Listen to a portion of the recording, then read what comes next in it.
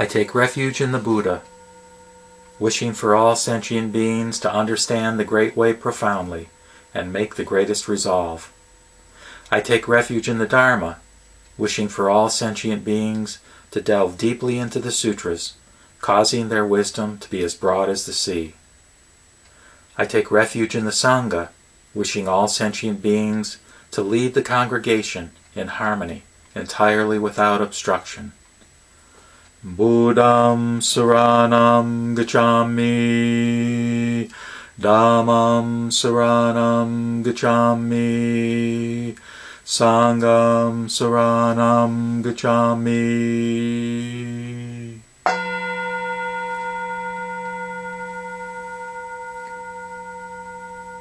As many of you will know, you are looking at an image of Kuan Yin Bodhisattva. Her name in English means regarder of the cries of the world, and she represents infinite compassion for suffering beings. On the left is a photo on the back of his book of Reverend Tsuji, Reverend Takashi Tsuji, a wonderful Buddhist leader who was associated with the Buddhist Churches of Canada as Director of Education, later as Bishop of the Buddhist Churches of America, and most recently, prior to his passing, was the minister at the Ikoji Buddhist Temple in the Washington, D.C. area. Reverend Tsuji made it his life's work to roll the great Dharma wheel, to share the wonderful teachings of the Buddha, both within his congregations as well as on an outreach basis to persons all over the United States and the world. When he was in Canada, Reverend Tsuji published a document called Profession of Faith. It had 11 articles, and at this time I will read you at least a portion of Article 1, which is the longest of the articles. We affirm our faith in Amida Buddha, whose infinite light of wisdom and compassion shines on all corners of the universe. The first article tells us about the object of our worship, our faith in Amida, and what kind of Buddha he is. The teachings of Shinran Shonin begin with faith and end with faith.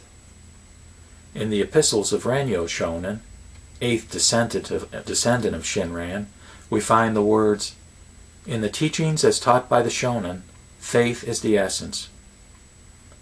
Though there are as many Buddhas as the sands of the Ganges River, there is one Buddha whose virtues make him outstanding before the eyes of all sentient beings. He is Amida Buddha. Buddha means a fully enlightened one, and Amida represents the two Sanskrit words Amitabhas and Amitayus. Amitabha means infinite light, while Amitayus means infinite life. Amida Buddha, therefore, means the enlightened one of infinite life and light.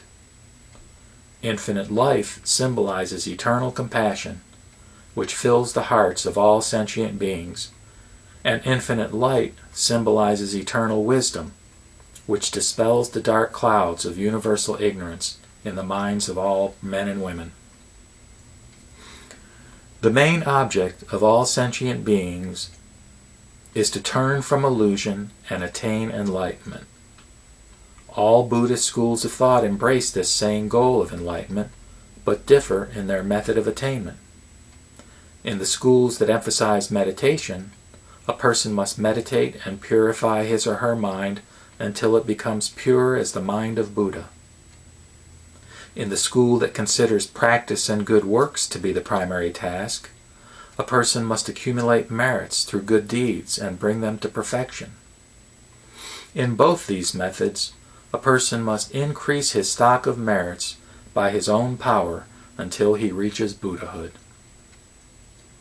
The primal vow of Amida, on the other hand, is primarily concerned not with those who have the capacity to meditate and practice, but with those whose abilities are so finite and weak that they can never hope to attain Buddhahood.